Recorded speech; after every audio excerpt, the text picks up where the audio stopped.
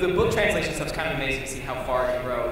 Sharing one story, I was so happy that my book, Stuff White People Like, got translated to Japanese, and the rough translation of the title there is A Guide to the American White.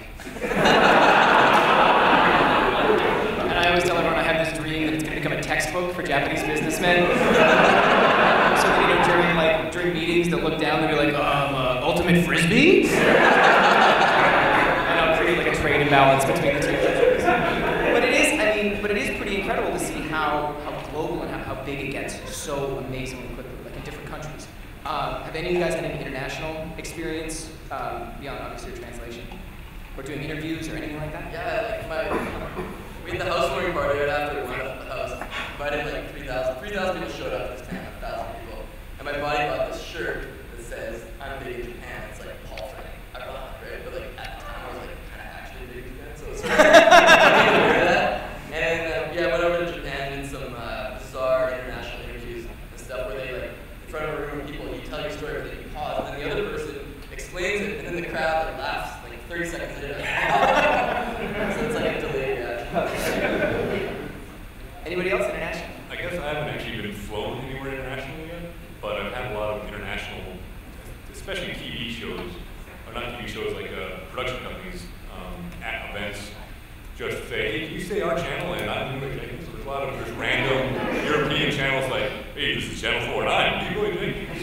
I think there's probably like 6 of those now. I've had one interviewer who was actually in the US interviewing for his UK channel, I think.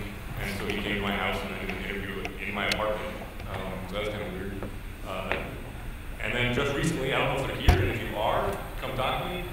There's some other European group that's doing a meme like museum, and they wanted to get some piece from me, like my old mic I used to record the video, and I think I still have it somewhere, and I'm willing to donate that to your museum. So if you're out there, come talk to me. Fantastic. Yeah, it's trippy. I've been interviewed all from Australia, England, maybe the same dude came to my house.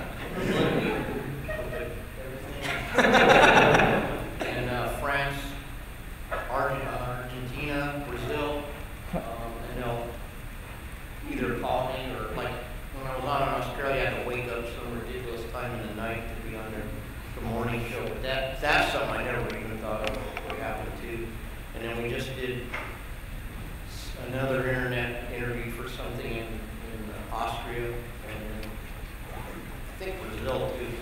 I'm not sure, but all crazy. Yeah, that's fantastic. Yeah. Awesome. Brazil stole my thing for a commercial. Oh. I don't actually know if it's Brazil. I'm going to go with Brazil. It could be France or Germany. I literally had no recollection of the product they're selling, but it was just the hand thing with some ad. Did you do anything about it? Nah. Why not? Nope. Is there any reason why? I mean, that sounds like you'd have a case or something. Yeah, probably, but I don't know. I don't know. I just didn't want to worry about like the legal things and the money and the whatever. I just want to. It's like more of a challenge to my life to like make money my own way or something versus like win a legal case, and that's just a weird me thing. Yes. It was. I was like, all right, we'll see, and then it's a personal battle in my head. Just. All right, I strongly in favor of settlement stuff. So now that you've been through it, you've been the ups, the downs, if any of the people in this room become internet famous, and based on this conference, they probably will at some point, what advice do you guys have for someone on the way up that you wish that you could go back? If you could go back and look at it and be like, I really wish I'd done this differently, or I wish I'd known this before I went in. What kind of advice would you have?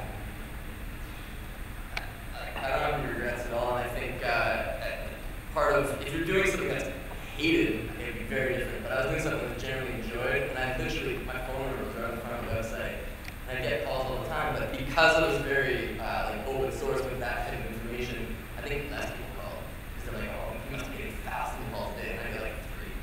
People are like, well, sorry, waste your time, I know you get a lot of calls, I'm like, yeah, it's really busy right now. You can ignore your phone, you can turn the ringer off. I think being open, if you want to actually communicate and reach out to other people, do so. Like, people are pretty legit, unless you're doing something that's like, you know, you're gonna get PETA on your ass and that kind of stuff. I think So you'd say stay open. I would say stay open unless it's hated, and like that's a whole different thing. Like if people are taking it the wrong way, and like when people take that stuff seriously, like racist and human rights, and like hide yourself. I don't need to go to that. Okay. But it's definitely a per. I think it's per meme experience. They're all independent. Check strategy is a little different. Yeah. You'll set meeting prices. Exactly. Way to go. Any other advice? I think for the hated, the trite advice is haters gonna hate. Yeah. You get negative comments, you get negative feedback, you get people like, hey, look at this cool video I made before it was blowing up, like that sucks. The first person I told it to was like, this is dumb. So like I guess maybe I'll take it down. But I left it on. But people are just gonna not like anything that you do, but if you like it, you should, I don't know, it's dumb advice. All right. Okay. On the way up, anything else you guys would want to pass on to the future generation of internet famous? Well, for me, I want to just echo what he said, just stay open and don't put your real phone number. Because unlike you, my phone finally quit ringing like last week. And I quit, it's down to like 25 or 50 a day. So that's my big advice. Turning into just phone number too. I guess, well, one, my phone number got shouted at Trade Channel for a good week, and I would get phone calls, but I mean, just roll with it for a while, and usually it's all pretty good. If someone called me up, I'd be like, yo, you're Leeroy Jenkins. Yes, I am. You're a dick. Yeah, okay, I can't argue with that really, I guess. And he's like, yeah, your phone number's on the Trade Channel. I'm perfectly aware your number is 727. And oh, sorry. And so, let's go with it. And, Daft Hands, I think we're kind of in the same boat because I thought about trying to monetize certain things, but now I just kind of let it go. There's a lot of people who made t-shirts of Leeroy Jenkins.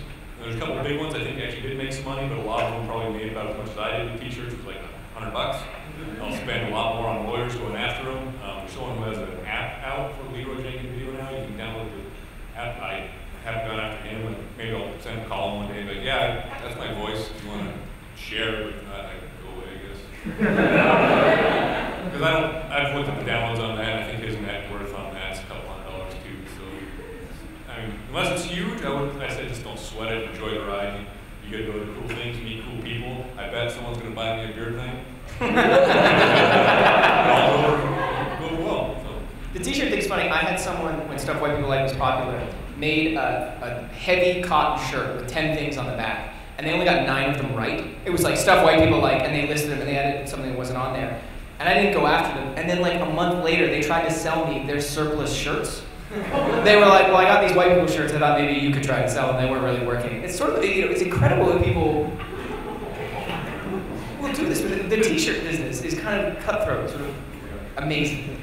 Last question before we open it up to the audience here. Do you guys think that internet fame, in terms of becoming an internet celebrity, do you think that you become famous with sort of this built-in sense of it's not going to last, let's just enjoy this? And do you think that changes the attitude of who you are and sort of the people that you've met? You start on this end. The different mic is weird. I guess the internet's still so separate from real life that it doesn't seem like internet famous is anything. And so you're like, it's like getting a new bike. I don't know where I'm going with this analogy. So you're like, oh, maybe one day I'll get a car, but for now I got this bike. And you're just riding a bike, and then you're like, oh, it's so good, I like this bike. And then you're just like, I don't know what I'm talking about. I'm sorry, there's no answer.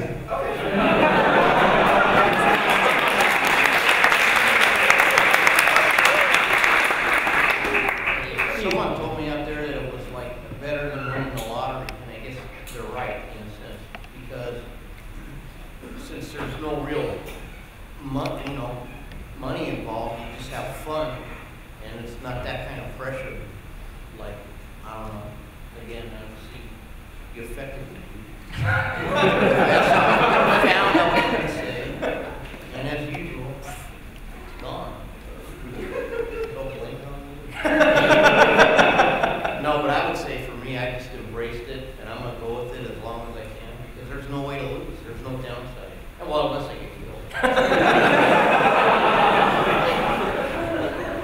If you get killed, who would stuff you? Hopefully not one of my friends. Well, there we found the downside of internet fame for taxidermists. You burn all your bridges, so when the time comes, no one takes the job. But what do you think? You know, there's not a whole lot of downsides to internet fame. It actually differs a little bit here. It's kind of interesting because there's someone like me who actually got internet famous using someone else's product, essentially. I mean, Blizzard owns basically all the visual part of the video. I only have the voice. And so it's difficult for me to make money. Now, it's a much boon, I think, for Mr. Testa here, because I think you will make plenty of money off of some of this. At least it'll not be negative to your business, so that's good. But I will say, if you're like me, I actually don't want to be Hollywood famous, besides possibly having money. That'd be kind of cool. But anyone walking up to you all the time, anyone walking up to you all the time on the street would be really annoying. And I found that to be the biggest boon with internet famous.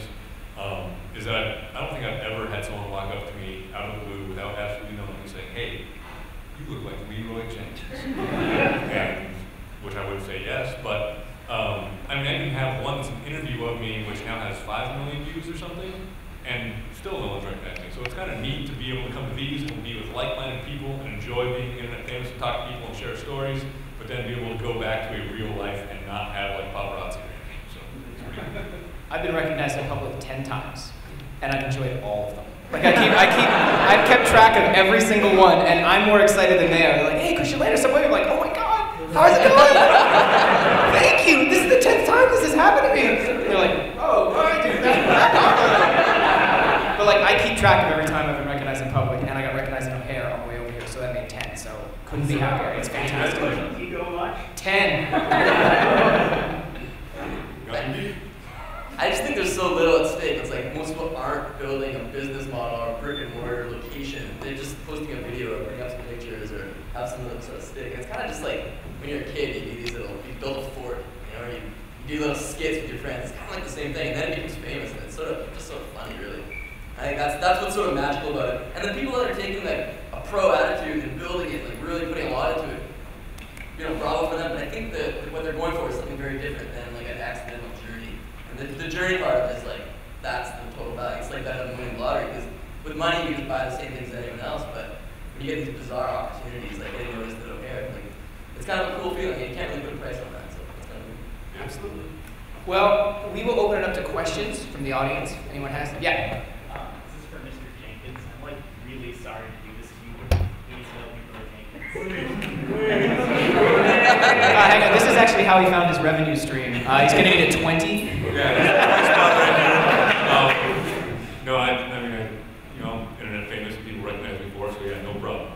All right, Schulz, let's do this. Leeroy!